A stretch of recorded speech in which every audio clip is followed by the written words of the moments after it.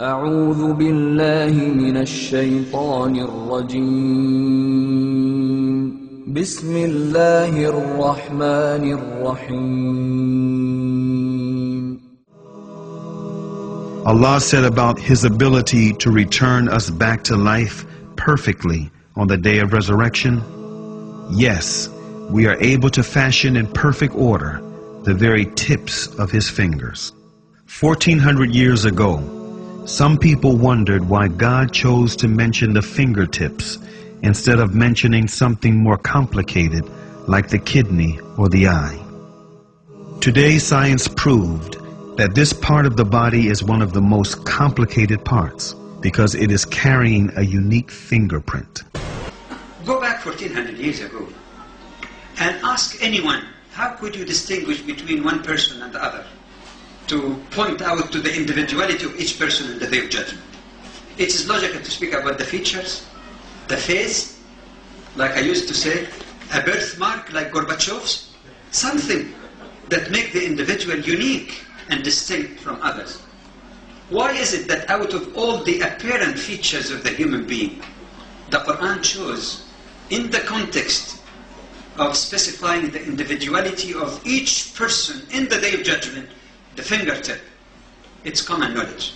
No two fingerprints are identical, even in identical twins. And for those who might say, how about DNA? I say, all right, if you have watched OJ trial, you know that sophisticated as it may be, it is not as definitive as still the simple fingerprint.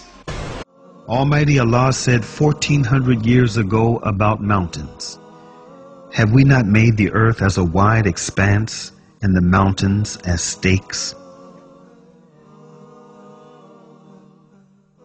The famous geologist Sir George Airy discovered that what we see on top of the earth, perceiving them as mountains, are just the tops of the mountains, while most of their masses are embedded underground, exactly like a stake that is used to anchor a tent in the ground.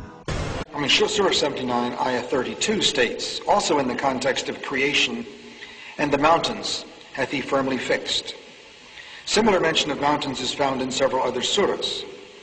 It is permissible to interpret this to imply that mountains are rooted and that modern geophysics has established deep crustal roots for the axial parts of mountain systems at converging plate boundaries. We need research into the history of early Middle Eastern oral traditions to know whether, in fact, such historical events have been reported. If there is no such record, it strengthens the belief that God transmitted through Muhammad bits of his knowledge that we have only discovered for ourselves in recent time. Allah God Almighty said in the Quran, "It is He who created the night and the day, and the sun and the moon. They swim along, each in an orbit." The orbital movement of the two celestial bodies is confirmed by the data of modern science, and it is inconceivable that a man living in the 7th century AD, however knowledgeable he might have been in his day, could have imagined them. These facts communicated in the Quran have been discovered by astronomical observations in our age.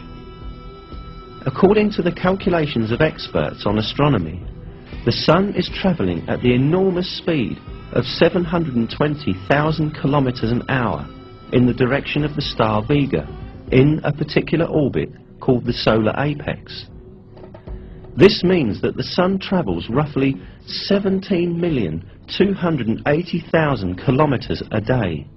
Actually, I'm very much impressed by finding true astronomical facts in Quran.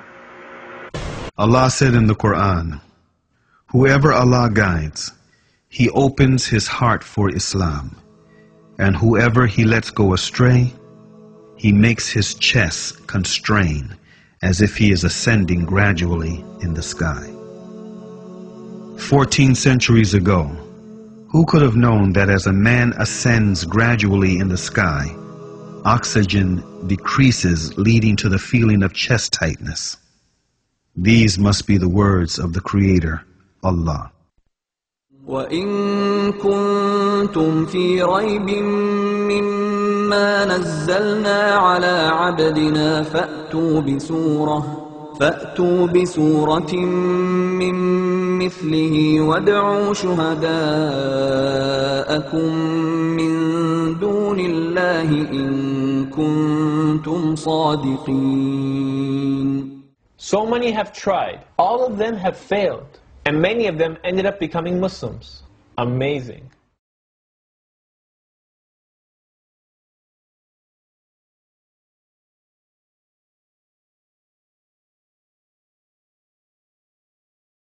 After examining the Holy Scriptures in the light of modern science, Dr. Maurice Bucaille, a famous French scientist, mentioned the following statement in his book, The Bible, the Quran, and Science.